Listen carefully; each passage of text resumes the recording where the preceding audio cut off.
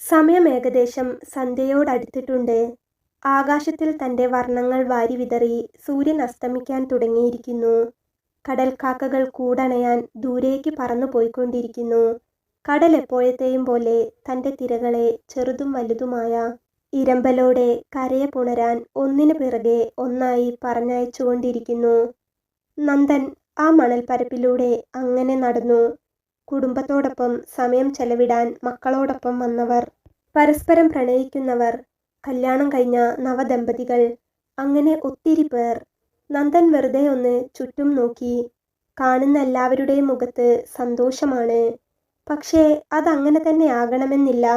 ഉള്ളിൽ ഒരുപാട് വേദനകൾ ഒതുക്കി പലതരം ചിന്താഭാരത്താൽ അലയുന്നവരുണ്ടാകാം. താനും അങ്ങനെ തന്നെ. പക്ഷേ തൻ്റെ കാര്യത്തിൽ ഇന്നൊരു പ്രത്യേകതയുണ്ട്. ഇന്ന് തൻ്റെ അവസാന ദിവസമാണ്. എല്ലാ വേദനകളും പ്രയാസങ്ങളും ഇന്നത്തോടെ തീരുകയാണ്. അല്ല, താൻ അറിഞ്ഞുകൊണ്ട് തന്നെ തീർക്കുകയാണ്. ചിന്തകളുടെ ആക്കം കൂടിയതുകൊണ്ടാകണം നടത്തത്തിൻ്റെ ആയാസം അറിഞ്ഞില്ല. നന്ദൻ ഒന്ന് തിരിഞ്ഞു നോക്കി. നേരത്തെ താൻ കണ്ടിരുന്നവരെല്ലാം ഇപ്പോൾ ഒത്തിരി ദൂരത്താണ്. ഒത്തിരി പെട്ടിക്കടകൾ അവിടവിടെയായി കാണുന്നുണ്ട്. അതിൽ അരികത്തായുള്ള ചെറിയൊരു പെട്ടിക്കടയിലേക്ക് നന്ദൻ നടന്നു. അവിടെ നിന്ന് ചൂടുള്ള കടലയും വാങ്ങി തിരിച്ചു വരുമ്പോഴാണ് അവളെ കാണുന്നത്. പരസ്പരം നോട്ടമുടക്കിയപ്പോൾ അവൾ നന്ദനെ നോക്കി ഒന്ന് ചിരിച്ചു. എന്തോ തിരിച്ചു ചിരിക്കാൻ നന്ദന് തോന്നിയില്ല. അയാളുടെ ചിന്തകൾ അപ്പോഴും വേറൊരു ലോകത്തായിരുന്നു. അയാൾ തിരിച്ച് കടൽക്കരയിലേക്ക് നടന്നു. എത്ര നേരം അങ്ങനെ ഇരുന്നെന്നറിയില്ല. എപ്പോഴോ കയ്യിൽ പിടിച്ചിരുന്ന കടലാസ് പൊതിയിലെ നിലക്കടല തീർന്നതറിഞ്ഞു. നന്ദൻ ചുറ്റും നോക്കി. നേരം ഇരുട്ടി തുടങ്ങിയിരിക്കുന്നു. അങ്ങനെ തൻ്റെ ജീവിതത്തിലെ അവസാന സായം സന്ധ്യയും മാഞ്ഞുപോയിരിക്കുന്നു. അവൻ പതിയെ എഴുന്നേറ്റു. പാൻസിൽ പറ്റിപ്പിടിച്ചിരിക്കുന്ന മണൽത്തരികൾ കൈകൊണ്ട് തട്ടി മാറ്റിക്കൊണ്ട് അവൻ നടന്നു. കാർ പാർക്ക് ചെയ്തിരിക്കുന്നിടത്തേക്കാണ് അവൻ നടന്നത്.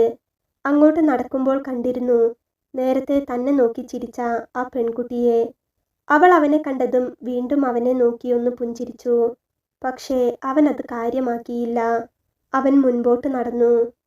കാറിനരികിലെത്തി ഡോർ തുറന്ന് അകത്തേക്ക് കയറാൻ പോകുമ്പോൾ എന്താണെന്നറിയില്ല, അവൻ അവളെ ഒന്ന് തിരിഞ്ഞു നോക്കണമെന്ന് തോന്നി. അവൻ തിരിഞ്ഞു നോക്കി. അവളിപ്പോഴും നിന്നിടത്ത് തന്നെയാണ്. അവനൊന്നവളെ സൂക്ഷിച്ചു നോക്കി. വെളുത്തു മെലിഞ്ഞ് ആവശ്യത്തിന് ഉയരമൊക്കെയായി നല്ലൊരു പെൺകുട്ടി. സാരിയാണ് വേഷം. തലയിൽ മുല്ലപ്പൂവോ കൈ നിറയെ വളകളോ ഒന്നുമില്ല. അതുകൊണ്ട് തന്നെ കണ്ടാൽ മോശം രീതിയിലൊന്നും തന്നെ തോന്നുന്നുമില്ല.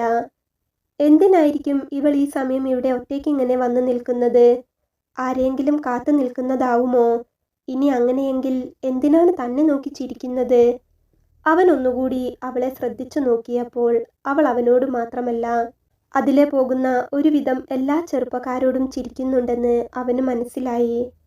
ഇരുട്ടായി തുടങ്ങിയിട്ടുണ്ടെങ്കിലും സമയം സന്ധ്യ കഴിഞ്ഞിട്ടേയുള്ളൂ. ഇപ്പോൾ ഇവിടെയുള്ളവർ പലരും കുടുംബത്തോടെയാണ് വന്നിരിക്കുന്നത്. അതുകൊണ്ടാവും ആരും അവൾക്കരികിലേക്ക് ചെല്ലാത്തത്. അവൻ കാറിലേക്ക് കയറി വണ്ടി മുന്നോട്ടെടുത്തു. ഡ്രൈവിങ്ങിലാണ് ശ്രദ്ധയെങ്കിലും അവൻ്റെ കണ്ണുകൾ റോഡരികിൽ നിൽക്കുന്ന അവളിലേക്ക് പാറി വീണുകൊണ്ടിരുന്നു. അവളും കാണുന്നുണ്ടായിരുന്നു വണ്ടിയിൽ പോകുന്ന അവനെ. എന്തോ അധിക ദൂരം അവന് മുന്നോട്ട് പോകാൻ സാധിച്ചില്ല. അവൻ്റെ കാലുകൾ വണ്ടിയെ പിടിച്ചു നിർത്തി.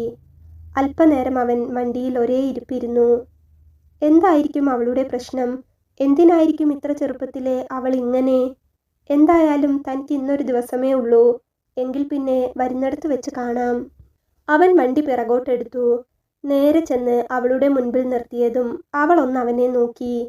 അവൻ വണ്ടിയിൽ നിന്നിറങ്ങി അവൾക്കരികിലേക്ക് ചെന്നു. എത്രയാ? അവൻ ചോദിച്ചു. അവൾ ഒന്ന് അവനെ നോക്കി. 1000 അവൾ പറഞ്ഞു. എത്ര നേരത്തേക്കാ? അവൻ വീണ്ടും ചോദിച്ചു. 2 മണിക്കൂർ. അവൾ അത് പറഞ്ഞതും അവനൊന്ന് വാച്ചിലേക്ക് നോക്കി. 7 മണി കഴിഞ്ഞിരിക്കുന്നു. വാ കേറ്. അവൻ അതും പറഞ്ഞ് വണ്ടിയിലേക്ക് കയറി. പിന്നാലെ അവൾക്ക് കയറാനായി മുൻപിലെ ഡോർ തുറന്നു കൊടുക്കുകയും ചെയ്തു. അവൾ ഒന്ന് അവനെ നോക്കിക്കൊണ്ട് കാറിലേക്ക് കയറിയിരുന്നു. അവൻ വണ്ടി മുൻപോട്ടെടുത്തു. എങ്ങോട്ടാണ് പോകേണ്ടത്? വീട്ടിലേക്ക് പോകണോ? അവിടെ ആരുമില്ല. താൻ തനിച്ചാണ്. എങ്കിലും വേണ്ട, അത് ശരിയാവില്ല. അവൻ കാർ അത്യാവശ്യം നല്ലൊരു ഹോട്ടലിലേക്ക് എടുത്തു. ഒരു റൂം വേണം. റിസപ്ഷനിൽ ചെന്ന് അവൻ പറഞ്ഞു. ചുറ്റിലുമൊന്ന് നോക്കിക്കൊണ്ട് അവൾ അവന് പിറകിലായി തന്നെ നിന്നു. അവരെ കണ്ട് ഹോട്ടലിലുള്ളവർക്ക് പ്രത്യേകിച്ചൊന്നും തോന്നിയില്ല. അവരെ കണ്ടാൽ ഭാര്യയും ഭർത്താവുമാണെന്നേ തോന്നുകയുള്ളൂ. അതുപോലെ ചേർച്ചയായിരുന്നു രണ്ടുപേരും. അവളെ കണ്ടാലും ഇതുപോലെ ജീവിക്കുന്നൊരു പെണ്ണാണെന്ന് പറയുകയേയില്ലായിരുന്നു. ആരെയും ആകർഷിക്കുവാൻ തക്കവണ്ണമുള്ള ഒരണിഞ്ഞൊരുങ്ങലും അവളിലുണ്ടായിരുന്നില്ല. വാ. അഡ്രസ്സും മറ്റും പൂരിപ്പിച്ചു കൊടുത്ത ശേഷം റൂം ബോയ് താക്കോലും കൊണ്ട് മുൻപിൽ നടന്നപ്പോൾ അവൻ അവളോട് പറഞ്ഞു. അവൾ അവനെ നോക്കി തലയാട്ടിക്കൊണ്ട് അവൻ്റെ പിറകെ നടന്നു. സാർ, എന്തെങ്കിലും ആവശ്യമുണ്ടെങ്കിൽ വിളിച്ചാൽ മതി, റൂം ബോയ് വാതിൽ തുറന്നു കൊടുത്തുകൊണ്ട് പറഞ്ഞു. ശരി.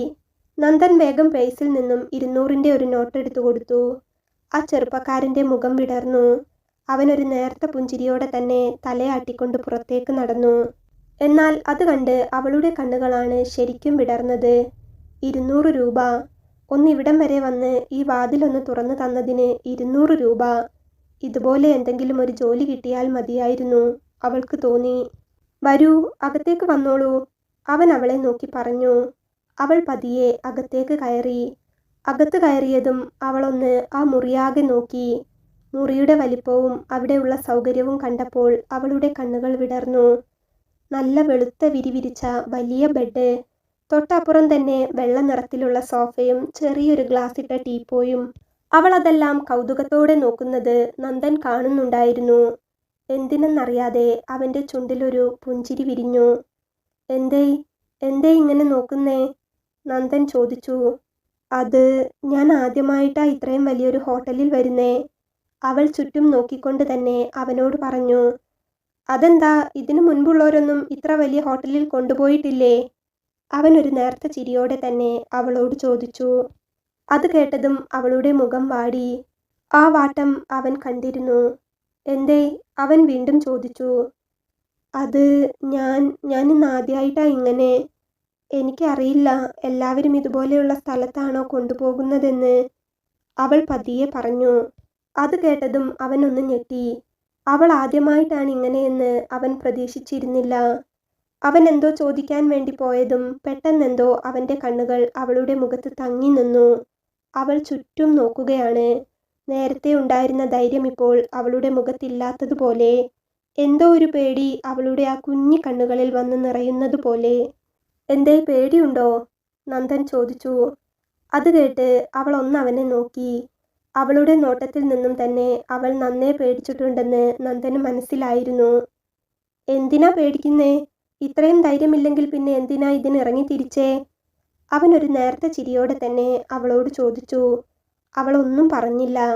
അവൾ അവനെ തന്നെ ഒന്ന് നോക്കി. ആ കണ്ണുകളിൽ വല്ലാത്തൊരു നിസ്സഹായത നിറഞ്ഞു നിൽപ്പുണ്ടെന്ന് അവന് തോന്നി. അവൻ പിന്നെ ഒന്നും ചോദിച്ചില്ല. അല്പസമയം അവളെ തന്നെ നോക്കി നിന്നു. വേഗം കഴിയില്ലേ? എനിക്ക് 10 മണിയാകുമ്പോഴേക്കും വീട്ടിലെത്തണം. അവനൊന്നും പറയാതെ വെറുതെ തന്നെ ഇങ്ങനെ നോക്കിയിരിക്കുന്നത് കണ്ട് അവൾ വാച്ചിലേക്കൊന്നു നോക്കിക്കൊണ്ട് പറഞ്ഞു. തനിക്ക് എന്താ കഴിക്കാൻ വേണ്ടേ? അവൾ ചോദിച്ചതിന് പതിയെ ഒന്ന് ചിരിച്ചുകൊണ്ട് അവൻ അവളോട് ചോദിച്ചു. അത് കേട്ട് അവൾ അതിശയത്തോടെ അവനെ നോക്കി. സത്യം പറഞ്ഞാൽ നന്നായി വിശക്കുന്നുണ്ടായിരുന്നു അവൾക്ക്. എങ്കിലും അവൾ ഒന്നും പറഞ്ഞില്ല. അവൻ അവളുടെ കണ്ണുകളിലേക്ക് നോക്കി. ആ കണ്ണുകളിലേക്ക് അങ്ങനെ നോക്കുമ്പോൾ അവന് മനസ്സിലാകുന്നുണ്ടായിരുന്നു അവൾക്ക് വിശക്കുന്നുണ്ടെന്ന്. 2 ബിരിയാണി പറയാമല്ലേ? അവനൊരു ചിരിയോടെ അവളോട് പറഞ്ഞു. അപ്പോൾ നേരം വൈകില്ലേ? അവൾ ചോദിച്ചു. അതിനവനൊന്ന് ചിരിച്ചു. താൻ ഭക്ഷണം കഴിച്ചിട്ട് ബാക്കി കിട്ടുന്ന സമയം മതിയെങ്കിലോ? അവനൊരു നേർത്ത ചിരിയോടെ തന്നെ പറഞ്ഞു. ഒരു നിമിഷം അവൻ്റെ ആ ചിരിയിലേക്ക് തന്നെ അവൾ നോക്കി നിന്നുപോയി. അല്ലെങ്കിൽ അവിടെ എന്തൊക്കെയാണുള്ളതെന്ന് വിളിച്ചു ചോദിക്കാം, അതും പറഞ്ഞ് നന്ദൻ റൂം സർവീസിലേക്ക് വിളിച്ചു. അപ്പുറം ഫോൺ എടുത്തു. Welcome to room service. കഴിക്കാൻ എന്തൊക്കെയാണുള്ളത്?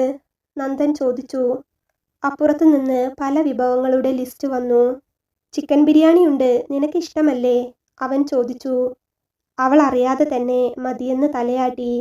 ചിക്കൻ ബിരിയാണി എന്ന് കേട്ടപ്പോൾ തന്നെ അവളുടെ വിശപ്പ് ഒന്നുകൂടെ കൂടി. അവൻ ചിക്കൻ ബിരിയാണിക്കൊപ്പം കുടിക്കാൻ കുറച്ച് ഡ്രിങ്ക്സ് കൂടി ഓർഡർ ചെയ്തു. അവൾക്ക് പ്രത്യേകിച്ചൊന്നും തോന്നിയില്ല. റൂം നമ്പർ പറഞ്ഞു കൊടുത്ത ശേഷം ഫോൺ വെച്ചു. കുടിക്കാൻ പോവാണോ? അവൾ ചോദിച്ചു. അവൾക്ക് കുടിക്കുന്നവരെ പേടിയാണ്. കുടിച്ചു കഴിഞ്ഞാൽ അധികം പേരുടെയും സ്വഭാവം മാറും.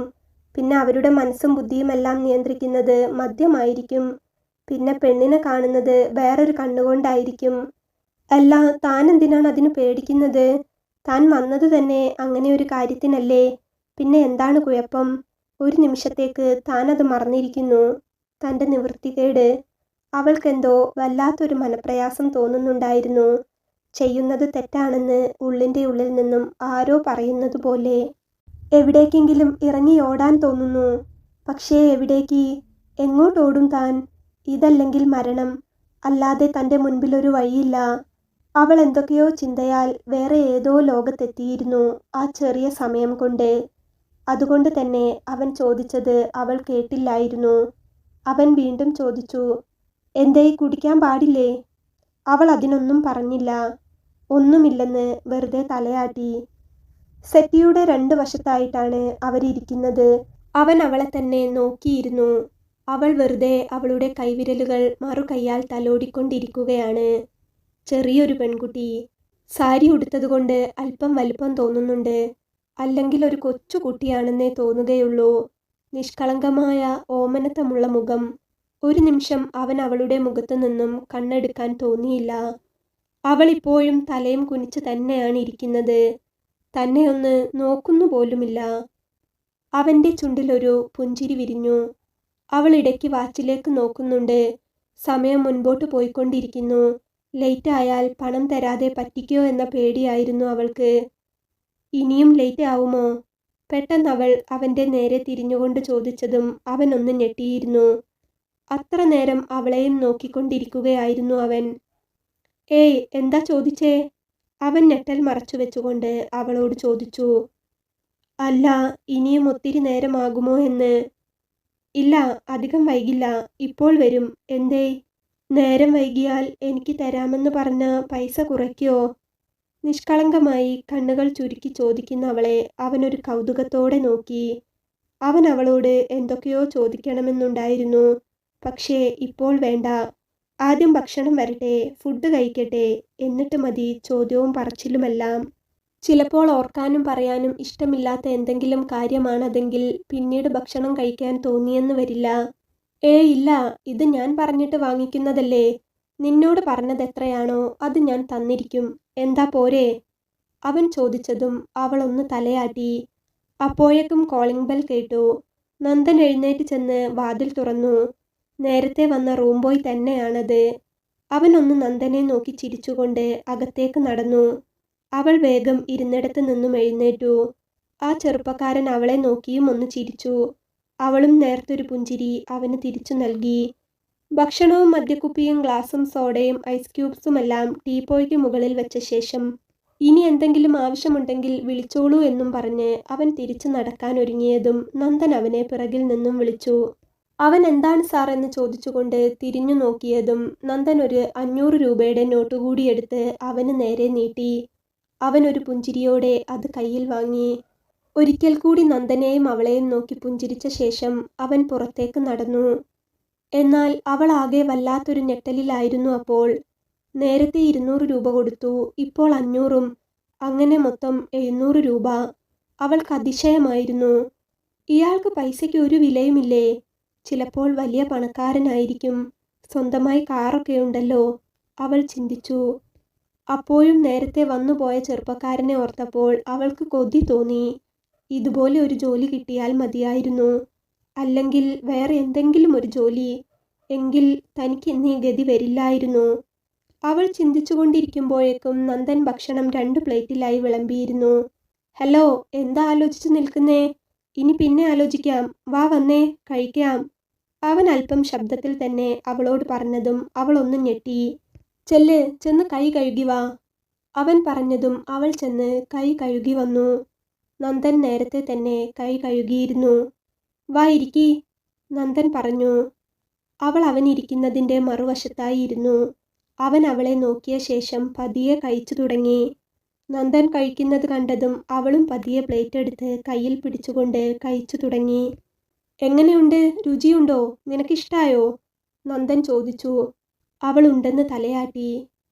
ഞാൻ ചോദിക്കാൻ വിട്ടുപോയി, എന്താ തൻ്റെ പേര്? ദേവിക, അവൾ പറഞ്ഞു. ആ, എൻ്റെ പേര് നന്ദനെന്നാ. അവൾ പറഞ്ഞതിനു പിറകെ നന്ദനും പറഞ്ഞു.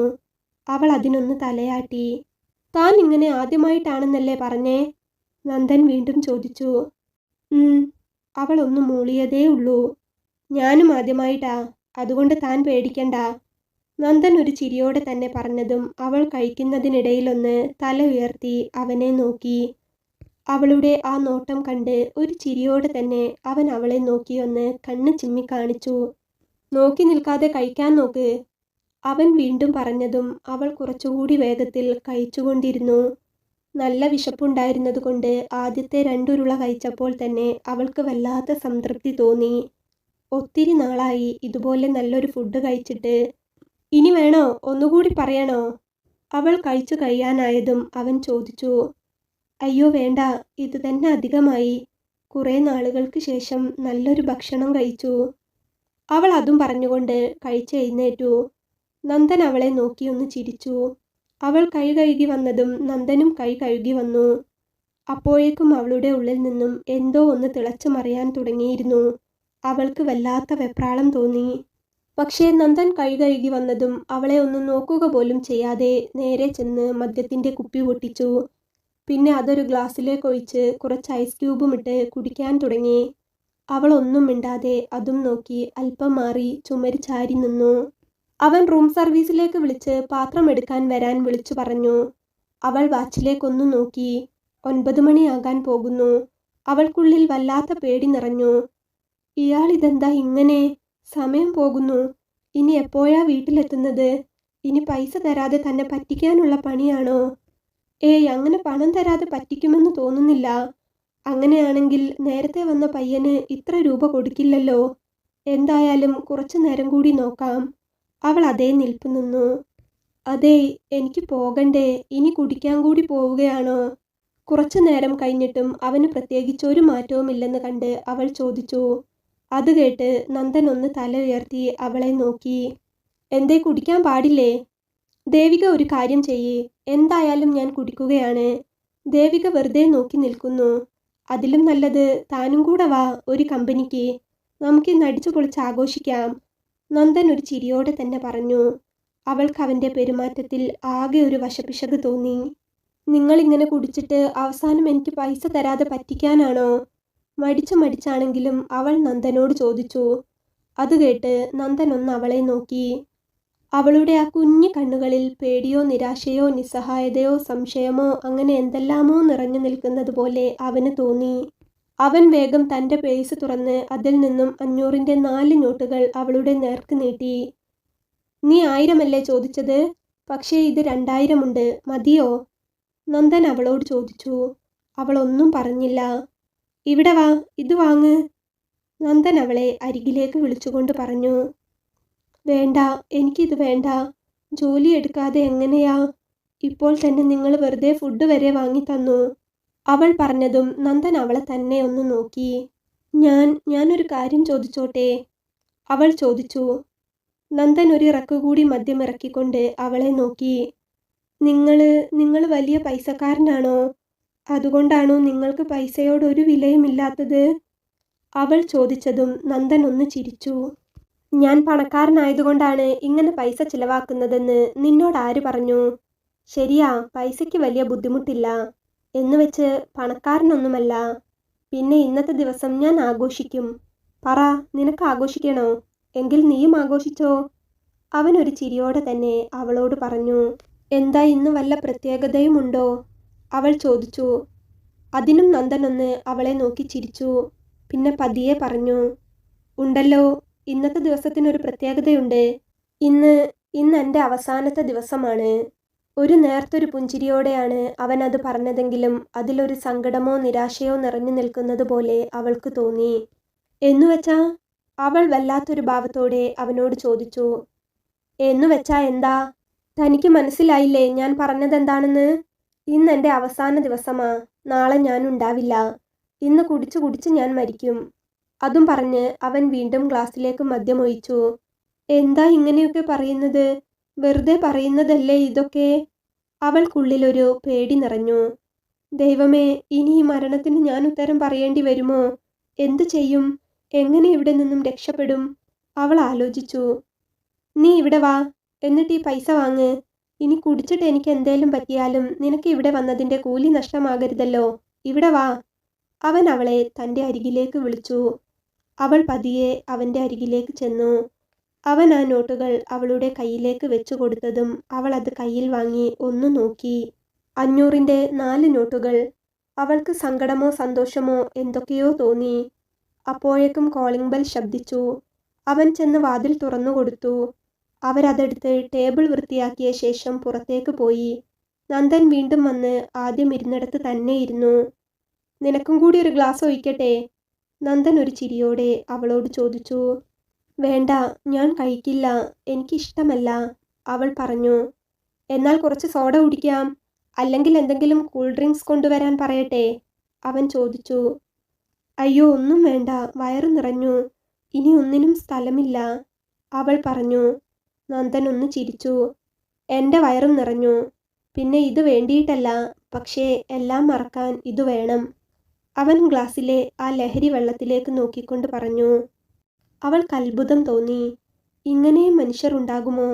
ഇത്ര സമയം ഒരേ ഈ മുറിയിൽ തങ്ങൾ രണ്ടുപേരും മാത്രമായിരുന്നിട്ടും അറിഞ്ഞുകൊണ്ട് തന്നെ വന്നത് അതിനായിരുന്നിട്ട് കൂടി വേണ്ടാത്തൊരു നോട്ടം പോലും തൻ്റെ നേർക്ക് നോക്കിയിട്ടില്ലെന്ന് അവൾ ഓർത്തു.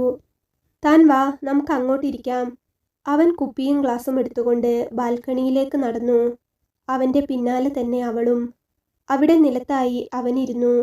അത് കണ്ട് സാരിയൊന്ന് ഒതുക്കി പിടിച്ചുകൊണ്ട് ഒരു ഭാഗത്തായി അവളും ഇരുന്നു. അവളുടെ കണ്ണുകൾ പുറത്താകെ കൗതുകത്തോടെ ഓടി നടന്നു. ഒരു നഗരം മുഴുവൻ അവിടെ നിന്ന് നോക്കിയാൽ കാണുന്നുണ്ടെന്ന് അവൾക്ക് തോന്നി. ഇരുട്ടിൻ്റെ കറുപ്പ് നിറത്തിൽ പല നിറത്തിലുള്ള വെളിച്ചങ്ങൾ. എല്ലായിടത്തും വെട്ടമുണ്ട്.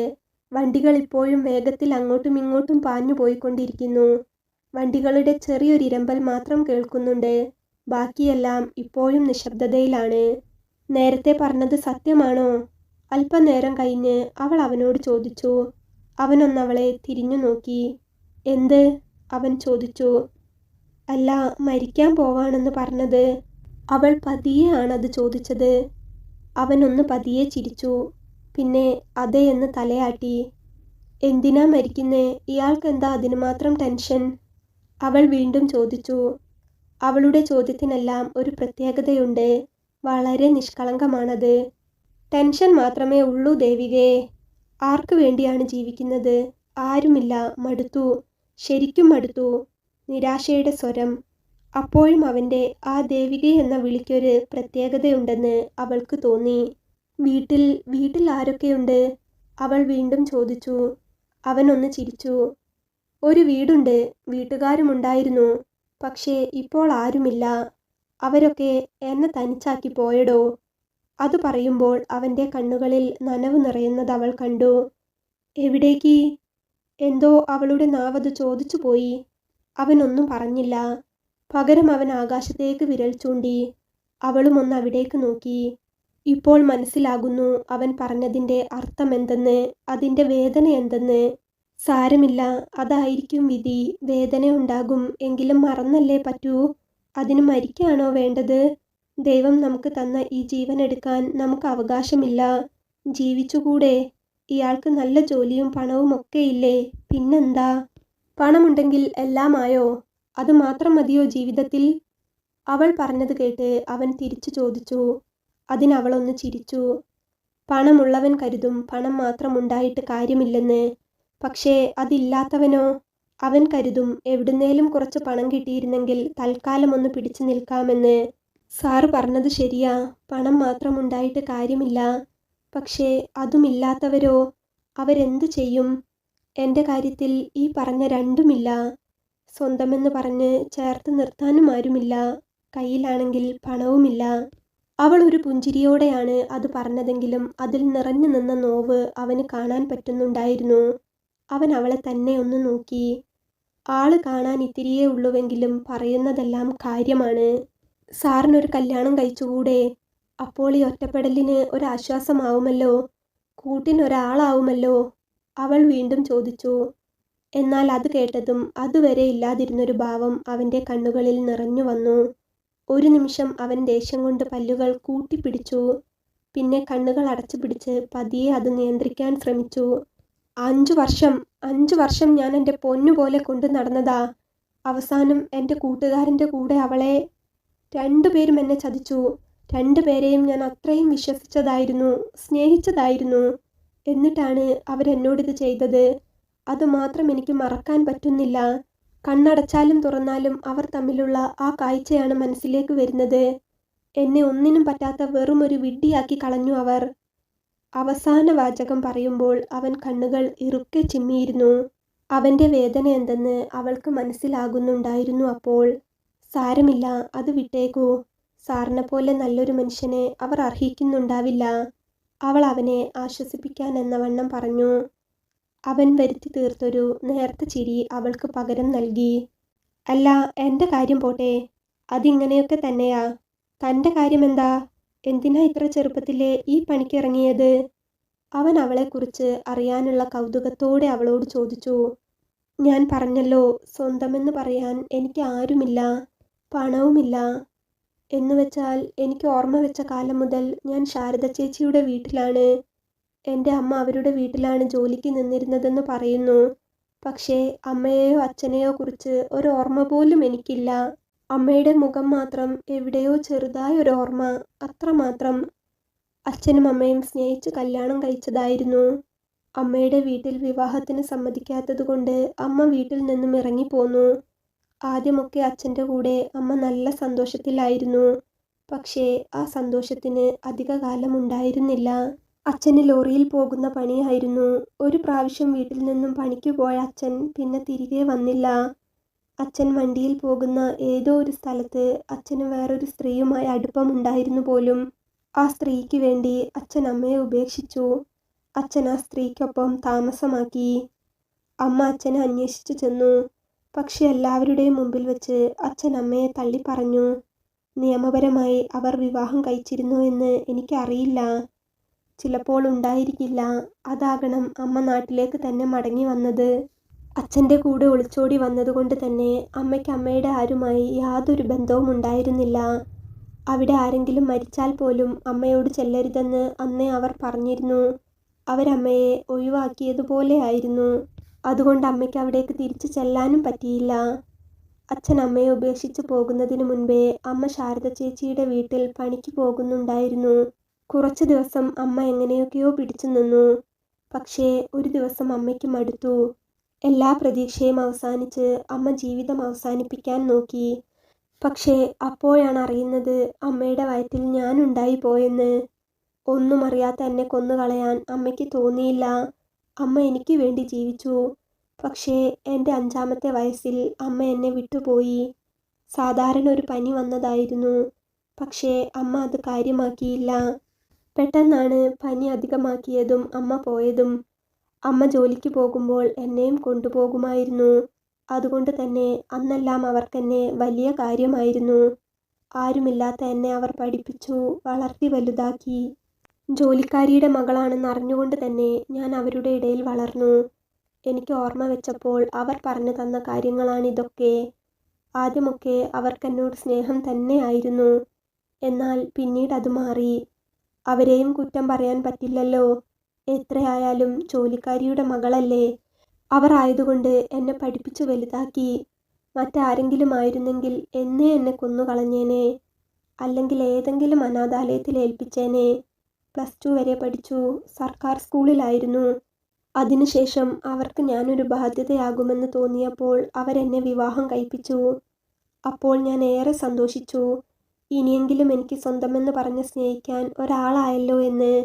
പക്ഷേ അതും എൻ്റെ വ്യാമോഹമായിരുന്നു. അവൾ നിറഞ്ഞൊഴുകിയ കണ്ണുകൾ അമർത്തി തുടച്ചു. അവൾ പറയുന്നത് ശ്രദ്ധിച്ചു കേട്ടിരുന്ന നന്ദൻ്റെ കണ്ണുകളും നിറഞ്ഞിരുന്നു. എന്തോ ഒരു പ്രയാസം അവൻ്റെ മനസ്സിനെ പിടിമുറുക്കി. അവളുടെ വിവാഹം കഴിഞ്ഞതാണെന്ന് അവൻ പ്രതീക്ഷിച്ചിരുന്നില്ല. പിന്നെ എന്ത് സംഭവിച്ചു? അതറിയാൻ അവൻ ആകാംക്ഷ തോന്നി. പിന്നെ എന്തുണ്ടായി? അവൻ വീണ്ടും ചോദിച്ചു. അവൾ അവനെ ഒന്ന് നോക്കി പുഞ്ചിരിച്ചു. പക്ഷേ അത് വിഫലമായി. അവളുടെ കണ്ണുകൾ നിറഞ്ഞൊഴുകി, ചുണ്ടുകൾ വിതുമ്പി. അയാൾ ഒരു ചതിയനായിരുന്നു. ശാരദ ചേച്ചിയെയും വീട്ടുകാരെയും പറ്റിച്ച് എന്നെ അയാൾ കല്യാണം കഴിച്ചതുപോലെ കൊണ്ടുപോയത് എന്നെ വിൽക്കാൻ വേണ്ടിയിട്ടായിരുന്നു. ചോദിക്കാനും പറയാനും എനിക്ക് ആരുമില്ലെന്ന് അയാൾക്കറിയാമായിരുന്നു. ആ ധൈര്യമായിരുന്നു അയാൾക്ക്. കോയമ്പത്തൂർ ആയിരുന്നു അയാൾക്ക് ജോലി. അവിടേക്ക് പോകുന്നതിനിടയിൽ തന്നെ അയാളെക്കുറിച്ച് എനിക്കൊരു വശപിശക് തോന്നിയിരുന്നു. അയാൾക്ക് അവിടെ ഒരു ചെറിയ ഫ്ലാറ്റുണ്ട്. അവിടേക്കാണ് ഞങ്ങൾ പോയത്. ഫ്ലാറ്റിലെത്താൻ നേരമില്ലാതെ അയാൾ കുപ്പിയെടുത്ത് കുടിക്കാൻ തുടങ്ങി. മദ്യപിച്ചുള്ള അയാളുടെ നോട്ടവും ചുവന്ന കണ്ണുകളും എന്നെ വല്ലാതെ പേടിപ്പിച്ചു. എൻ്റെ ഇനിയുള്ള ജീവിതം എന്താകുമെന്നോർത്ത് എനിക്ക് പേടിയും വെപ്രാളവും തോന്നി. എന്നാൽ അതിലും വലിയ കുരുക്കിലേക്കാണ് ഞാൻ പോകുന്നതെന്ന് അധികം വൈകാതെ തന്നെ എനിക്ക് മനസ്സിലായി. എന്നെ വാങ്ങുവാനുള്ള ആളുകൾ അവിടേക്ക് വന്നു. അവർ 2 പേരുണ്ടായിരുന്നു. ഇയാളേക്കാൾ പേടി തോന്നുന്ന 2 പേർ. എത്ര രൂപയ്ക്കാണ് അവരെന്നെ കച്ചവടമാക്കിയതെന്നറിയില്ല. പക്ഷേ എത്രയോ ലക്ഷം രൂപയ്ക്ക് അയാൾ എന്നെ വിറ്റു. അവരുടെ നോട്ടം കാണുമ്പോൾ എൻ്റെ ശരീരത്തിലൂടെ എനിക്ക് പുഴുവരിക്കുന്നത് പോലെ തോന്നി. അത്രയും വൃത്തികെട്ട നോട്ടമായിരുന്നു അത്. അവൾ ഒരു ശ്വാസത്തള്ളിച്ചയോടെ പറഞ്ഞു. അവൾ കരയുകയായിരുന്നു. നന്ദന് ചിന്തിക്കാമായിരുന്നു അവൾ അനുഭവിച്ച അവസ്ഥ എത്ര ഭീകരമായിരുന്നു എന്ന്. അവളെ എന്ത് പറഞ്ഞാശ്വസിപ്പിക്കണമെന്ന് അവൻ അറിഞ്ഞില്ല. പക്ഷേ ഇനിയും ചിന്തിച്ചു നിൽക്കാൻ നേരമില്ലെന്ന് എനിക്ക് അറിയാമായിരുന്നു. എന്നെ രക്ഷിക്കാൻ ആരും വരില്ലെന്നും ഞാൻ തന്നെ എന്തെങ്കിലും ചെയ്യണമെന്നും എനിക്ക് തോന്നി. അവർ പൈസയുടെ കാര്യം പറഞ്ഞുകൊണ്ടിരിക്കുന്ന സമയത്ത് ഞാൻ അവിടെ നിന്നും ഇറങ്ങി ഓടി. അല്പസമയം മുൻപാണ് ഞങ്ങൾ അവിടേക്ക് എത്തിയത്. അതുകൊണ്ട് എൻ്റെ ബാഗ് അവിടെ വാതിൽക്കൽ തന്നെ ഉണ്ടായിരുന്നു. അതെങ്ങനെയോ എടുത്ത് ഞാൻ അവിടെ നിന്നും ഓടി. എങ്ങോട്ടാണ് ഓടിയത് എന്നറിയില്ല. എത്ര ദൂരം ഓടിയെന്നറിയില്ല. ഓടുന്നതിനിടയിൽ കിട്ടിയ ഓട്ടോയിൽ കയറി കോയമ്പത്തൂർ റെയിൽവേ സ്റ്റേഷനിലെത്തി. ശാരദ ചേച്ചിയുടെ വീട്ടിലേക്ക് വീണ്ടും പോകുവാൻ എനിക്ക് തോന്നിയില്ല. അല്ലെങ്കിലും അവിടെ എനിക്ക് ആരാണുള്ളത്? വീണ്ടും അവർക്കൊരു ഭാരമാകാൻ തോന്നിയില്ല. കല്യാണം കഴിഞ്ഞു പോരുമ്പോൾ അവരെൻ്റെ കയ്യിൽ കുറച്ച് പണം തന്നിരുന്നു. ആ പണമുള്ള ധൈര്യത്തിൽ നേരെ ചെന്ന് ഒരു ഹോസ്റ്റലിൽ റൂം എടുത്തു. പിന്നീട് ഒരു ജോലി കണ്ടുപിടിക്കാനുള്ള നെട്ടോട്ടത്തിലായിരുന്നു. പലയിടത്തും കയറിയിറങ്ങി. എവിടെയും ശരിയായില്ല. എല്ലാവർക്കും എക്സ്പീരിയൻസ് ഉള്ളവരെയാണ് വേണ്ടത്. എന്നാൽ എക്സ്പീരിയൻസ് ഉണ്ടാകണമെങ്കിൽ ആദ്യം ആരെങ്കിലും ജോലി തരണ്ടേ? പിന്നെ 1-2 വേണമെങ്കിൽ ജോലി ശരിയാകുമായിരുന്നു. പക്ഷേ അതിനവർക്ക് വേറെ ചില ഡിമാൻഡുകൾ ഉണ്ടായിരുന്നു. ഞാൻ എന്തു പേടിച്ചാണോ ദൂരേക്ക് ഓടി വന്നത് അത് തന്നെയായിരുന്നു അവരുടെ ആവശ്യവും. നിയമപരമായി എൻ്റെ കല്യാണം കഴിയാത്തതുകൊണ്ടും അന്വേഷിച്ചു വന്നാൽ അവർ കുടുങ്ങുമെന്നുള്ളതുകൊണ്ടുമാകണം അവരെന്നെ തിരക്കി വരാതിരുന്നത്. അല്ലെങ്കിൽ തിരക്കി വന്നിട്ടും അവർക്കെന്നെ കണ്ടുപിടിക്കാൻ പറ്റാത്തതുകൊണ്ടാകണം. എന്തായാലും പിന്നീട് ഞാൻ അവരെ കണ്ടിട്ടില്ല. കയ്യിലുണ്ടായിരുന്ന പണം തീരുന്നത് വരെ ഹോസ്റ്റലിലെ ഫീസ് അടച്ചു. പക്ഷേ അപ്പോഴും ഒരു ജോലി കിട്ടിയില്ല. 2 മാസം കഴിഞ്ഞു ഹോസ്റ്റലിൽ ഫീസ് അടച്ചിട്ട്. ഇന്ന് തരാം നാളെ തരാമെന്ന് പറഞ്ഞ് ഇത്രയും നാൾ പിടിച്ചു നിന്നു. പക്ഷേ ഒരാഴ്ചയ്ക്കുള്ളിൽ തരാൻ പറ്റുമെങ്കിൽ നിന്നോളാൻ പറഞ്ഞു. ഇല്ലെങ്കിൽ അപ്പോൾ തന്നെ ഒഴിയാനാണ് പറഞ്ഞത്. അപ്പോൾ എങ്ങനെയെങ്കിലും പിടിച്ചു നിൽക്കാൻ വേണ്ടി തരാമെന്ന് ഞാൻ പറഞ്ഞു. പക്ഷേ എനിക്ക് അറിയില്ല എവിടെ നിന്ന് എടുത്തു കൊടുക്കുമെന്ന്, എങ്ങനെ കൊടുക്കുമെന്ന്. ഞാൻ മറ്റൊന്നും ആഗ്രഹിച്ചിട്ടില്ല. കഴിക്കാൻ ഭക്ഷണവും കിടക്കാൻ ഒരു മുറിയും മാത്രമേ ഞാൻ ആഗ്രഹിച്ചിട്ടുള്ളൂ. അങ്ങനെയുള്ളൊരു ജോലി കിട്ടിയാൽ മതിയായിരുന്നു. പക്ഷേ അതും കിട്ടിയില്ല. മുൻപോട്ട് ഒരു വഴിയുമില്ലാതെ മരിച്ചു കളഞ്ഞാലോ എന്ന് വരെ ചിന്തിച്ചതാണ്. പക്ഷേ മരിക്കാൻ എന്തോ ഒരു പേടി. ജീവിതത്തിൽ ഇന്നേ വരെ ഞാൻ മനസ്സ് നിറഞ്ഞൊന്ന് സന്തോഷിച്ചിട്ടില്ല. എൻ്റെ ഇഷ്ടത്തിന് ഞാൻ ജീവിച്ചിട്ടില്ല. ഇനിയെങ്കിലും എനിക്കൊന്ന് ജീവിക്കണം. ഒരു വഴിയുമില്ലാതെ വന്നപ്പോൾ എൻ്റെ ഹോസ്റ്റലിൽ തന്നെയുള്ള ചേച്ചിയാണ് എനിക്കിത് പറഞ്ഞു തന്നത്. ആ ചേച്ചി ഇങ്ങനെ ചെയ്യാറുണ്ട് പോലും. ആദ്യം കേട്ടപ്പോൾ എനിക്ക് ഞെട്ടലാണുണ്ടായത്. മരിക്കേണ്ടി വന്നാലും ഇങ്ങനെയൊന്ന് ചെയ്യില്ലെന്ന് മനസ്സിൽ ഉറപ്പിച്ചു. അപ്പോഴാണ് വാർഡൻ വന്ന് വീണ്ടും വഴക്ക് പറഞ്ഞത്. കേട്ടാൽ തൊലി ഉരിഞ്ഞു പോകുന്നത് പോലെയുള്ള ചീത്ത. ആ സമയം ചേച്ചി ആ മുറിയിലുണ്ടായിരുന്നു. എന്നെ പറഞ്ഞ ചീത്തയെല്ലാം അവർ കേട്ടു. ഇങ്ങനെ ചീത്ത കേൾക്കുന്നതിലും നല്ലതല്ലേ ഞാൻ പറഞ്ഞ പണി എന്നവർ പറഞ്ഞു. ഒത്തിരി പേർ ഇങ്ങനെ ജീവിക്കുന്നുണ്ടെന്ന് പറഞ്ഞു. അപ്പോഴും എനിക്ക് മനസ്സുണ്ടായിരുന്നില്ല. ഇപ്പോഴും മനസ്സുണ്ടായിട്ടല്ല. പക്ഷേ ഹോസ്റ്റലിലെ വാടക കൊടുക്കണം. എന്ത് ചെയ്തിട്ടാണെങ്കിലും ഒരു ജോലി കണ്ടുപിടിക്കണം. ഇപ്പോൾ അത് മാത്രമേ മനസ്സിലുള്ളൂ. അതുകൊണ്ടാ ഞാൻ ഇങ്ങനെ. പറഞ്ഞു കഴിഞ്ഞതും അവൾ കരഞ്ഞു പോയിരുന്നു. നന്ദനുമാകെ വല്ലാതെയായി. അവളുടെ കഥ കേട്ട് അവൻ കുടിച്ച മദ്യത്തിൻ്റെ ലഹരിയെല്ലാം ഇറങ്ങിപ്പോയിരുന്നു അപ്പോഴേക്കും. അവളെ എങ്ങനെ പറഞ്ഞ് ആശ്വസിപ്പിക്കുമെന്ന് അവൻ അറിഞ്ഞില്ല. അവളുടെ മുൻപിൽ താനൊക്കെ ഭാഗ്യവാനാണെന്ന് അവന് തോന്നി. സ്വന്തമെന്നു പറയാൻ ആകാശത്തിന് താഴെ ഒരു പുൽക്കൊടി പോലും സ്വന്തമായില്ലാത്തവൾ, കയ്യിലൊന്നുമില്ലാത്തവൾ. അവൻ അവളോട് വല്ലാത്ത അലിവ് തോന്നി. ദേവികേ, കരയല്ലേ, അതൊക്കെ കഴിഞ്ഞില്ലേ, കരയാതിരിക്കേ. അവൻ അവളുടെ തോളിലൊന്ന് പതിയെ തട്ടിക്കൊണ്ട് പറഞ്ഞു. നന്നായി കരയുന്നത് കൊണ്ടാകണം അവളുടെ ഉടൽ വിറയ്ക്കുന്നുണ്ട്. അവൻ അല്പനേരം അവളെ തന്നെ ഒന്ന് നോക്കി നിന്നു. പെട്ടെന്ന് അവൾ കരച്ചിൽ നിർത്തി കണ്ണുകൾ അമർത്തി തുടച്ചുകൊണ്ട് അവൻ്റെ നേരെ മുഖമുയർത്തി. ഞാനൊരു കാര്യം ചോദിക്കട്ടെ? അവൾ അവനോട് ചോദിച്ചു, അവളുടെ കണ്ണിൽ വല്ലാത്തൊരു പ്രതീക്ഷ നിറഞ്ഞു നിൽക്കുന്നത് പോലെ. എന്താ ചോദിച്ചോ? നന്ദൻ പറഞ്ഞു. സാറിന് ഇവിടെയൊക്കെ നല്ല പരിചയമുണ്ടാകില്ലേ? സാറിൻ്റെ പരിചയത്തിൽ എനിക്ക് എവിടെയെങ്കിലും ഒരു ജോലി ശരിയാക്കി തരാൻ പറ്റുമോ? വലിയ ശമ്പളമൊന്നും വേണ്ട, ജീവിച്ചു പോകാനുള്ളത് മതി. അങ്ങനെ ചെയ്താൽ എനിക്കത് വലിയ ഉപകാരമായിരിക്കും. സാറിന് പുണ്യം കിട്ടും. അവൾ വല്ലാത്തൊരു പ്രതീക്ഷയോടെ അവനോട് ചോദിക്കുമ്പോൾ ആ പ്രതീക്ഷയിലേക്ക് അവൻ ഒരു നിമിഷം നോക്കി നിന്നു. എന്താ സാറൊന്നും പറയാത്തെ? എന്നെ സഹായിക്കില്ലേ? അവൾ വീണ്ടും ചോദിച്ചു. പ്രതീക്ഷയോടെ തന്നെ നോക്കി നിൽക്കുന്ന അവളോട് പറ്റില്ലെന്ന് പറയാൻ തോന്നിയില്ല. ഇത്ര നേരം വാടി നിന്നിരുന്ന ആ കണ്ണുകളിൽ ഇപ്പോഴാണ് ചെറിയൊരു ഊർജം കാണുന്നത്. ആ കണ്ണുകളെ വീണ്ടും നിരാശയിലാക്കാൻ അവന് തോന്നിയില്ല. അവൻ പതിയെ തലയാട്ടി. അതുകണ്ട് അവളുടെ കണ്ണുകൾ തിളങ്ങി. ശരിക്കും? അവൾ വിശ്വാസം വരാതെ അവനോട് ചോദിച്ചു. ഞാൻ ജോലി ശരിയാക്കി തരാം, താൻ ധൈര്യമായിട്ടിരിക്കേ. അവനിൽ നിന്നും കേട്ട വാക്കുകൾ അവൾക്ക് ഏറെ ആശ്വാസം നൽകുന്നതായിരുന്നു. അവളുടെ കണ്ണുകളും ചുണ്ടുകളും പുഞ്ചിരിച്ചു. കണ്ണുകൾ വല്ലാതെ തിളങ്ങി. മുങ്ങിത്താഴാൻ പോകുമ്പോൾ ഒരു കച്ചിത്തുരുമ്പ് കിട്ടിയതുപോലെ അവൾ വല്ലാത്തൊരാശ്വാസത്തോടെ ചുമരിലേക്ക് ചാരിയിരുന്ന് നീട്ടി ശ്വാസമെടുത്തു.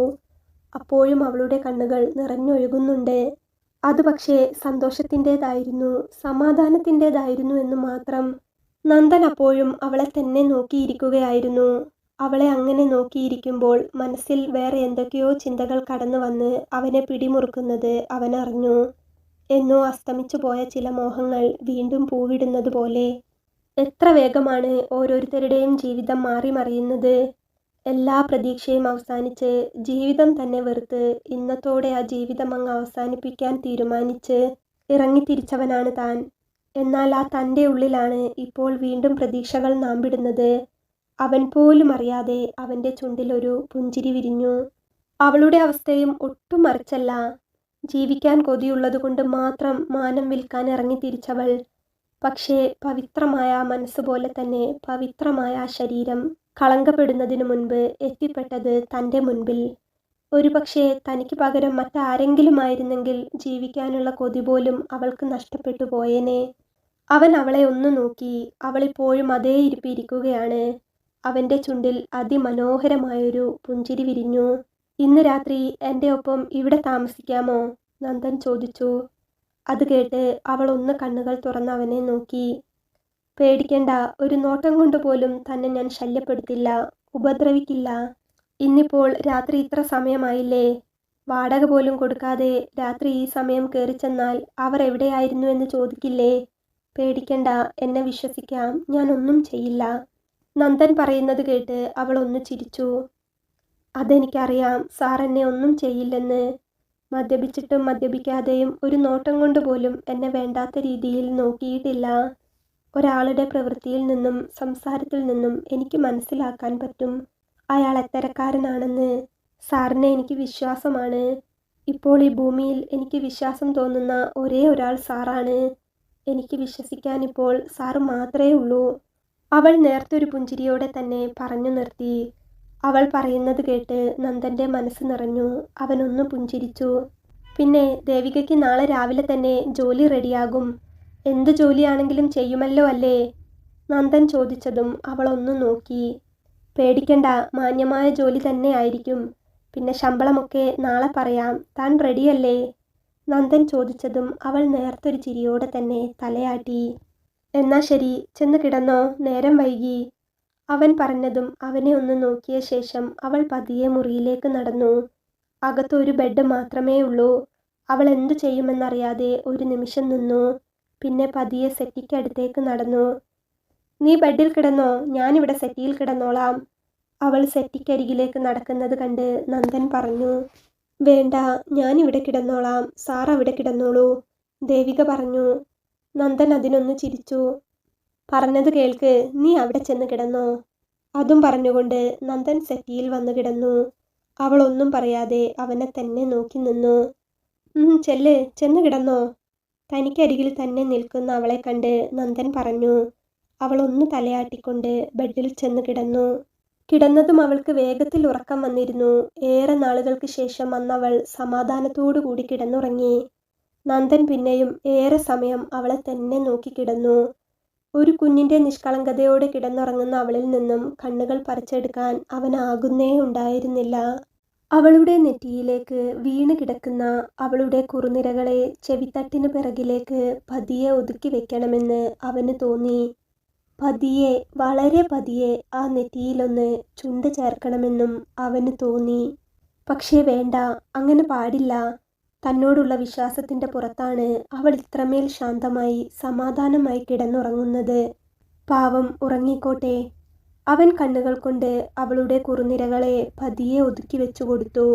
പിന്നെ കണ്ണുകൾ കൊണ്ട് തന്നെ ദൂരെ നിന്ന് അവളുടെ നെറ്റിയിൽ അരുമയായി ചുണ്ട് ചേർത്തു. അപ്പോഴും അവൾ ഒരു നേർത്ത പുഞ്ചിരിയോടെ വളരെ ശാന്തമായി ഉറങ്ങുകയായിരുന്നു. അവൻ്റെ ചുണ്ടിലൊരു പുഞ്ചിരി വിരിഞ്ഞു. അവൻ എഴുന്നേറ്റ് ചെന്ന് പുതപ്പെടുത്ത് പതിയെ അവളെ പുതപ്പിച്ചു കൊടുത്തു. ദേഹത്ത് പുതപ്പ് വന്നു വീണതും അവൾ ഒരു മൂളലോടെ അതിനുള്ളിലേക്ക് ഒന്നുകൂടി ചുരുണ്ടുകൂടി. അവൻ അവളെ നോക്കിയൊന്ന് പുഞ്ചിരിച്ചു. ആ പുഞ്ചിരിയോടെ തന്നെ അവൻ സെറ്റിയിൽ വന്നു കിടന്നു. അവളെ നോക്കി കിടന്നു കിടന്ന് എപ്പോഴോ അവനും ഉറക്കത്തെ പുൽകി. പിറ്റേന്ന് രാവിലെ അവൾ ഉണർന്നതും കണ്ണൊന്ന് തിരുമ്മിക്കൊണ്ട് പതിയെ ചുറ്റും നോക്കി. ഹോസ്റ്റലല്ലെന്ന് കണ്ട് അവൾ ഒരു ഞെട്ടലോടെ ചുറ്റും നോക്കി. തെല്ലൊരു നിമിഷത്തിന് ശേഷമാണ് താനിപ്പോൾ ഹോട്ടൽ മുറിയിലാണെന്നും ഇന്നലെ നടന്ന കാര്യങ്ങളും അവൾക്ക് ഓർമ്മ വന്നത്. അവൾ പെട്ടെന്ന് അവളെ തന്നെ ഒന്ന് നോക്കി. ഇല്ല, ഒരു മാറ്റവുമില്ല. വേഷമെല്ലാം അതേപോലെ തന്നെയുണ്ട്. മുടി മാത്രം ഒന്ന് അഴിഞ്ഞുലഞ്ഞിട്ടുണ്ട്. അവൾ ചുറ്റുമൊന്ന് നോക്കി. നന്ദനെ അവിടെ ഒന്നും കാണാനില്ല. സാർ എവിടെ പോയി?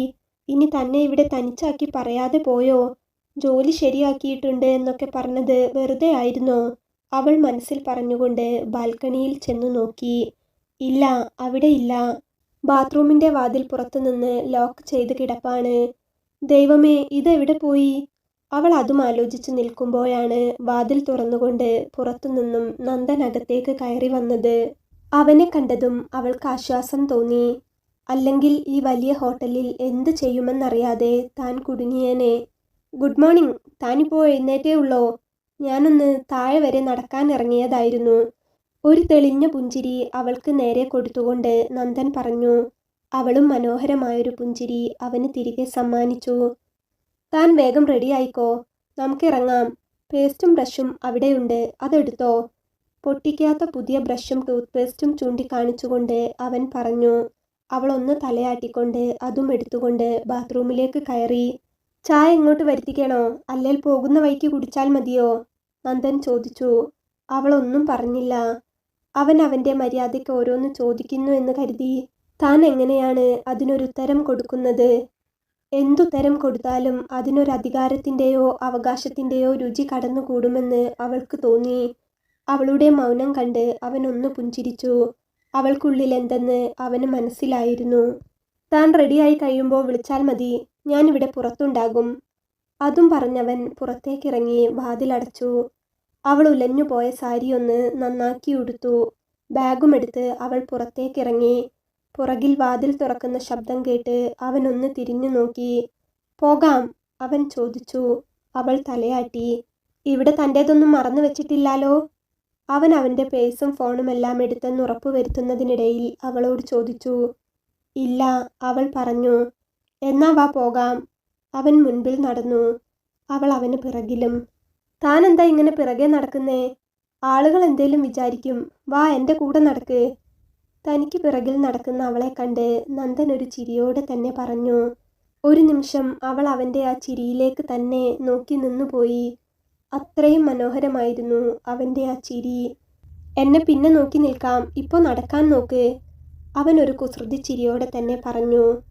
അവൾക്കാകെ ഒരു ചമ്മൽ തോന്നി. അവൾ അവൻ്റെ മുഖത്തേക്ക് നോക്കിയില്ല. അവൻ ആ ചിരിയോടെ തന്നെ മുൻപോട്ട് നടന്നു. തല ഉയർത്തി അവനെ നോക്കുന്നില്ലെങ്കിലും അവളും അവനൊപ്പം തന്നെ നടന്നു. രാവിലെ മുതൽ അവൻ വല്ലാത്തൊരു സന്തോഷത്തിലാണ്. ആ സന്തോഷം അവൻ്റെ മുഖത്ത് തെളിഞ്ഞു കാണാനുണ്ടായിരുന്നു.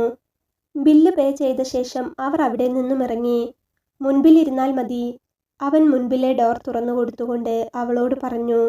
അവളൊന്നും പറയാതെ കയറിയിരുന്നു.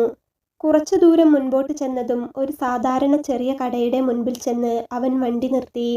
ഇറങ്ങ്. അവൻ അതും പറഞ്ഞുകൊണ്ട് കാറിൽ നിന്നും ഇറങ്ങി. അവന് പിറകെ തന്നെ അവളും ഇറങ്ങി. വാ. കടയിലേക്ക് കയറുമ്പോൾ അവൻ അവളോട് പറഞ്ഞു. ആ, ആരിത്, നന്ദനോ? എന്താ രാവിലെ തന്നെ ഈ വഴിക്ക്? അകത്തേക്ക് കയറി വന്ന നന്ദനെ കണ്ട് മാധവേട്ടൻ ചോദിച്ചു. നന്ദൻ ഒന്ന് ചിരിച്ചു. അപ്പോഴാണ് അവന് പിന്നാലെ കയറി വരുന്ന ദേവികയെ അയാൾ കണ്ടത്. അല്ല, ഇതാരാ നന്ദ കൂടെ? ഇനി ഇതാണോ നിന്റെ ആള്? മാധവേട്ടൻ ചോദിച്ചതും നന്ദൻ ഒന്ന് പതിയെ ചിരിച്ചു. എന്തായാലും ഇങ്ങോട്ട് വരാൻ തോന്നിയല്ലോ, നന്നായി. കേട്ടോ മോളെ, ഇവൻ എപ്പോഴും പറയും നിന്നെയും കൂട്ടി ഒരു ദിവസം ഇങ്ങോട്ട് വരാമെന്ന്. പക്ഷേ എവിടെ? മോൾക്കെന്നെ അറിയില്ലെന്നേ ഉള്ളൂ. എനിക്ക് നന്നായിട്ടറിയാം. ഇവൻ എപ്പോഴും പറയാറുണ്ട് മോളെക്കുറിച്ച്. അയാൾ അങ്ങനെ പറയുമ്പോൾ ആദ്യം അവളൊന്ന് ഞെട്ടി. നന്ദൻ്റെ മുഖത്തേക്ക് നോക്കുമ്പോൾ അവിടെ നിറഞ്ഞ പുഞ്ചിരിയാണ്. ഇനി അയാൾക്കൊന്നും തോന്നേണ്ടെന്ന് കരുതി മാത്രം അവളൊന്ന് അയാളെ നോക്കി പുഞ്ചിരിച്ചു. അവൾക്കറിയാമായിരുന്നു അയാൾ ആരെക്കുറിച്ചാണ് ഈ പറയുന്നതെന്ന്. അവൾക്ക് നന്ദനെക്കുറിച്ച് വിഷമം തോന്നി. പാവം, എത്രമാത്രം അവൻ അവളെ സ്നേഹിച്ചിട്ടുണ്ടാകും. ഇന്ന് മോള് വന്ന സ്ഥിതിക്ക് ഇന്നത്തെ ഭക്ഷണം എൻ്റെ വക, അയാൾ ദേവികയെ നോക്കി പറഞ്ഞു. അതൊന്നും വേണ്ട മാധവേട്ടാ. അത് കേട്ട് നന്ദൻ പറഞ്ഞു. അത് നീ പറഞ്ഞാൽ മതിയോ? നീ അങ്ങോട്ട് ചെന്നിരിക്കി ചെക്ക. മോള് ചെല്ല്. അയാൾ പറഞ്ഞതും അവനൊന്ന് ചിരിച്ചുകൊണ്ട് അകത്തേക്ക് നടന്നു. ദേവികയും അയാളെ നോക്കിയൊന്ന് ചിരിക്കാൻ ശ്രമിച്ചു. ഭക്ഷണം കഴിക്കുമ്പോൾ അവളുടെ നോട്ടം അവനിൽ തന്നെയായിരുന്നു. നേരത്തെ മാധവേട്ടൻ അങ്ങനെ പറഞ്ഞതുകൊണ്ടാകണം അവളുടെ കണ്ണുകൾ ഇടവിട്ട് അവനിൽ പാറി വീഴുന്നുണ്ടായിരുന്നു. അവളെ നോക്കുന്നില്ലെങ്കിലും അവൻ അറിയുന്നുണ്ടായിരുന്നു തൻ്റെ നേരെ പാറി വീഴുന്ന അവളുടെ കുഞ്ഞി കണ്ണുകളെ. രണ്ടുപേരും നല്ല ചേർച്ചയുണ്ട്. ഒരാൾക്ക് വേണ്ടി മറ്റൊരാളെ സൃഷ്ടിച്ചതുപോലെ. എപ്പോഴും സന്തോഷത്തോടെ ഇരിക്കെ. ഇടയ്ക്ക് ഇങ്ങോട്ടേക്ക് ഇറങ്ങ്. കടയിൽ നിന്നും ഇറങ്ങാൻ നേരം മാധവേട്ടൻ അങ്ങനെ പറഞ്ഞതും നന്ദൻ ഒന്ന് ചിരിച്ചു. അത് കണ്ട് ദേവിക നന്ദനെ ഒന്ന് നോക്കി. എന്തായിരിക്കും മാധവേട്ടൻ ഉദ്ദേശിക്കുന്ന ആളല്ല താനെന്ന് അവൻ പറയാത്തത്? അവൾ ആലോചിച്ചു. ചിലപ്പോൾ പഴയ കാര്യങ്ങളൊന്നും ഓർക്കാൻ ഇഷ്ടമില്ലാത്തതുകൊണ്ട് അവൻ അത് കാര്യമായി എടുക്കാത്തതായിരിക്കും. അവൾക്ക് തോന്നി. നിന്റെ ഹോസ്റ്റൽ എവിടെയാ? അവിടെ നിന്നും നിനക്ക് എടുക്കാനുള്ളതൊക്കെ എടുത്തേക്ക്, അവൻ പറഞ്ഞു. പക്ഷേ അവിടെ കുറച്ച് പൈസ കൂടി കൊടുക്കാനുണ്ട്. അത് കൊടുത്താലേ അവിടെ നിന്നും പോരാൻ പറ്റൂ. ചോദിക്കുന്നത് കൊണ്ടൊന്നും തോന്നരുത്. എൻ്റെ സാലറിയിൽ നിന്നും അഡ്വാൻസായി കുറച്ച് പണം തരാമോ? അവിടെ നിൽക്കണമെങ്കിലും അവിടെ നിന്ന് പോരണമെങ്കിലും കുറച്ച് പണം കൊടുക്കണം. ഒന്നും തോന്നരുത്. എൻ്റെ അവസ്ഥ ഇങ്ങനെ ആയിപ്പോയി, അവൾ പറഞ്ഞതും അവൻ അവളെ ഒന്ന് നോക്കി. എത്ര കൊടുക്കാനുണ്ട്? അവൻ ചോദിച്ചു. 6000. അത് ഞാൻ തരാം. നീ ചെന്ന് സാധനങ്ങളൊക്കെ എടുത്തു വാ, അവൻ പറഞ്ഞു. അവൾ ഒന്ന് തലയാട്ടി. അവൾ പറഞ്ഞു കൊടുത്ത സ്ഥലത്തേക്ക് അവൻ കാർ എടുത്തു. അവൾ ചോദിച്ച പൈസ അവൻ അവളുടെ കയ്യിൽ കൊടുത്തു. അവൾ ചെന്നാണ് പൈസ അടച്ചതും സാധനങ്ങൾ എടുത്തുകൊണ്ട് വന്നതും. അവൻ പുറത്ത് കാറിൽ വെയിറ്റ് ചെയ്തു. അവൾ ബാഗുമായി വരുന്നത് കണ്ടതും അവൻ വേഗം കാറിൽ നിന്നിറങ്ങിച്ചെന്ന് അത് വാങ്ങി ഡിക്കിയിൽ വെച്ചു. അവൾ അവനെ ഒന്ന് നോക്കി. തീർത്താൽ തീരാത്ത കടപ്പാട് അവൾക്ക് അവനോട് തോന്നി. അത് വാക്കുകൾക്കതീതമായി തോന്നിയതിനാൽ അവൾ നന്ദി പ്രകടനത്തിനായി വാക്കുകൾ ഉപയോഗിച്ചില്ല. നിറഞ്ഞ കണ്ണുകളോടെ അവൾ അവനെ ഒന്ന് നോക്കി. വാ, അവളുടെ നിറഞ്ഞ കണ്ണുകൾ കണ്ട് അവൻ പറഞ്ഞു. അവൻ നേരെ ചെന്നത് അവൻ്റെ വീട്ടിലേക്കാണ്. 2 നിലയിലായി പണിത വലിയ വാർപ്പു വീട്. അവൾ കാറിൽ നിന്നിറങ്ങി ചുറ്റുമൊന്നു നോക്കി. എൻ്റെ വീടാണ്, പേടിക്കണ്ട. ചോദ്യം ചെയ്യാനും പറയാനുമായി ഇവിടെ ആരുമില്ല, അവൻ അവൾ നോക്കുന്നത് കണ്ടപ്പോൾ പറഞ്ഞു. അവളൊന്നു ചിരിച്ചു. അപ്പോഴും അവൾക്ക് മനസ്സിലായിരുന്നില്ല എന്തിനാണ് ഇവിടേക്ക് വന്നതെന്ന്. ജോലി എവിടെയാണെന്നോ എന്താണെന്നോ പറഞ്ഞില്ല. ഇവിടേക്ക് എന്തിനാ വന്നത്? അവൾ മുറ്റത്ത് നിന്നുകൊണ്ട് തന്നെ ചോദിച്ചു. അതൊക്കെ പറയാം, ആദ്യം താനൊന്ന് കുളിച്ച് ഫ്രഷാവ്, എന്നിട്ട് നമുക്കിറങ്ങാം. അവൻ പറഞ്ഞതും അവൾ ഒന്ന് തലയാട്ടി. എന്തായാലും പുതിയൊരു വീട്ടിലേക്ക് കയറുന്നതല്ലേ, അപ്പോൾ വലതുകാല് വെച്ച് തന്നെ കയറിക്കോ, അവൻ ഒരു ചിരിയോടെ തന്നെ പറഞ്ഞു. അവൾ അവൻ്റെ വീട്ടിലേക്ക് വലതുകാല് വെച്ച് കയറി. അതവൻ ഹൃദയം നിറഞ്ഞ നേർത്തൊരു പുഞ്ചിരിയോടെ നോക്കി നിന്നു. ഇതിലേത് മുറി വേണമെങ്കിലും നിനക്ക് ഉപയോഗിക്കാം, ഞാനും ഒന്ന് കുളിക്കട്ടെ, അതും പറഞ്ഞ് അവൻ അവൻ്റെ മുറിയിലേക്ക് വന്നു. അവൾ ചുറ്റുമൊന്ന് നോക്കി. താഴെ തന്നെ 3 മുറിയുണ്ട്. അവൾ അതിൽ ഏറ്റവും അറ്റത്തായി കണ്ട മുറിയിലേക്ക് കയറി. ഇന്നലെ രാത്രിയിൽ താമസിച്ച ഹോട്ടലിലെ മുറി പോലെയാണ് ഇവിടുത്തെ മുറിയെന്ന് അവൾക്ക് തോന്നി. അത്രയും വിശാലവും സൗകര്യവുമായിരുന്നു ആ മുറി. അവൾ ബാഗിൽ നിന്ന് മാറ്റിയുടുക്കാനുള്ള ഡ്രസ്സും എടുത്ത് ബാത്റൂമിലേക്ക് കയറി. തലയിലൂടെ തണുത്ത വെള്ളം ഒലിച്ചിറങ്ങിയപ്പോൾ തന്നെ അവൾക്ക് വല്ലാത്ത ആശ്വാസം തോന്നി. ശരീരത്തിന് മാത്രമല്ല, ഇപ്പോൾ മനസ്സിലും വല്ലാത്തൊരു തണുപ്പ് അനുഭവപ്പെടുന്നത് പോലെ, വല്ലാത്തൊരു സമാധാനം പോലെ. നന്ദൻ കുളിച്ചു കഴിഞ്ഞ് ഹാളിലേക്ക് വന്നപ്പോൾ തന്നെയാണ് ദേവികയും കുളി കഴിഞ്ഞ് ഹാളിലേക്ക് വന്നത്. ജോലിയുടെ ആവശ്യത്തിനായി പുറത്തു പോകേണ്ടത് കൊണ്ട് തന്നെ അവൾ സാരിയായിരുന്നു ഉടുത്തത്. കരിമ്പച്ച സാരിയിൽ അവളുടെ ഭംഗി എടുത്തു കാണിച്ചു. അവൾ ഒന്നുകൂടി സുന്ദരിയായിരിക്കുന്നത് പോലെ അവന് തോന്നി. ഒരു നിമിഷം അവൻ അവളെ കണ്ണെടുക്കാതെ നോക്കി നിന്നുപോയി. ഞാൻ ഒന്ന് പുറത്തു പോയിട്ട് വരാം, അടുക്കളയിൽ സാധനങ്ങളുണ്ട്, തനിക്ക് എന്തെങ്കിലും വേണമെങ്കിൽ ഉണ്ടാക്കി കഴിച്ചോ. ഇനിയും അവിടെ നിന്നാൽ താൻ അവളിൽ വീണു പോകുമെന്ന് തോന്നിയത് കൊണ്ട് തന്നെ അവൻ അതും പറഞ്ഞ് വേഗത്തിൽ അവിടെ നിന്നിറങ്ങി. വാതിൽ അകത്തു നിന്നും അടച്ചേക്ക്, ഞാൻ വന്ന് വിളിച്ചാൽ മാത്രം വാതിൽ തുറന്നാൽ മതി, ഉമ്മറത്ത് വന്ന് നിൽക്കുന്ന അവളോട് കാറിലേക്ക് കയറുന്നതിനു മുൻപായി അവൻ പറഞ്ഞു. അവളൊന്ന് തലയാട്ടിക്കൊണ്ടുപോയി വാതിലടച്ചു. അത് കണ്ടുകൊണ്ടാണ് നന്ദൻ കാറെടുത്ത് അവിടെ നിന്നും പോയത്. അരമണിക്കൂർ സമയമെടുത്തു നന്ദൻ വീട്ടിലേക്ക് തിരിച്ചെത്തുമ്പോൾ. കോളിംഗ് ബെൽ അടിച്ചതും അവൾ ജനവാതിലിനു പിന്നിലെ കർട്ടൻ നീക്കി മാറ്റി പുറത്തേക്ക് നോക്കി. ജനലിനപ്പുറത്തു നിന്നും നോക്കുന്ന അവളെ നന്ദൻ കണ്ടിരുന്നു. അവൻ അവളെ ഒന്ന് നോക്കി ചിരിച്ചു. അവനാണെന്ന് കണ്ട് അവൾ വേഗത്തിൽ വാതിൽ തുറന്നു. താൻ റെഡിയല്ലേ, എന്നാൽ പോയാലോ, അവൻ ചോദിച്ചു. അവൾ തലയാട്ടി. ശേഷം 1 മിനിറ്റ് എന്ന് പറഞ്ഞുകൊണ്ട് അവൾ മുറിയിലേക്ക് ചെന്നു. തിരിച്ചു വരുമ്പോൾ അവളുടെ കയ്യിൽ ഒരു ഫയലുണ്ടായിരുന്നു. അത് കണ്ട് നന്ദൻ ഒന്ന് ചിരിച്ചു. അതിൻ്റെ ഒന്നും ആവശ്യമില്ല, താൻ ഓൾറെഡി പാസ്സായിരിക്കുകയാണ് എന്ന് അവൻ്റെ മനസ്സ് പറഞ്ഞു. അവർ നേരെ ചെന്നത് തൊട്ടടുത്തുള്ള കൃഷ്ണന്റെ അമ്പലത്തിലേക്കാണ്. അവൾ സംശയത്തോടെ അവനെ ഒന്ന് നോക്കി. ഏതായാലും നല്ലൊരു കാര്യത്തിന് പോവുകയല്ലേ, എന്നാൽ ഒന്ന് പ്രാർത്ഥിച്ചിട്ട് പോകാം, അവൻ പറഞ്ഞതും അവൾ ഒന്ന് തലയാട്ടിക്കൊണ്ട് കാറിൽ നിന്നും ഇറങ്ങി. ശ്രീകോവിൽ അടച്ചിട്ടുണ്ട്. അവൾ പുറത്തു നിന്നും കൈകൂപ്പി പ്രാർത്ഥിച്ചു. കണ്ണുകൾ തുറന്നപ്പോൾ തന്നെയും നോക്കി മുമ്പിൽ ചിരിയോടെ നിൽക്കുന്ന നന്ദനെയാണ് കാണുന്നത്. ദേവിക, ഞാൻ നിന്റെ ജോലിയുടെ അപ്പോയിൻമെന്റ് ലെറ്റർ ഇവിടെ വെച്ച് തരട്ടെ, അവൻ ചോദിച്ചു. അവൾ അവൻ്റെ മുഖത്തേക്കൊന്നും നോക്കി നിന്നു. അവൻ അവൻ്റെ പോക്കറ്റിൽ നിന്നും ഒരു പൊതിയെടുത്തു. ആ പൊതിയിലേക്ക് അവളുടെ കണ്ണുകൾ ചെന്നു. അവൻ ആ പൊതി പതിയെ തുറന്നതും അതിൽ സ്വർണത്തിൻ്റെ ഒരു ചെയിൻ കണ്ടു. അവളുടെ കണ്ണുകളിൽ സംശയമായിരുന്നെങ്കിലും അവളുടെ ഉള്ളിൽ എന്തൊക്കെയോ പ്രതീക്ഷകൾ കൂടുകൂട്ടുന്നത് അവൾ അറിയുന്നുണ്ടായിരുന്നു. ഹൃദയം വല്ലാതെ ചൂട് പിടിച്ചതുപോലെ, ശരീരം ഒരു ശില പോലെ മരവിച്ചു നിന്നു.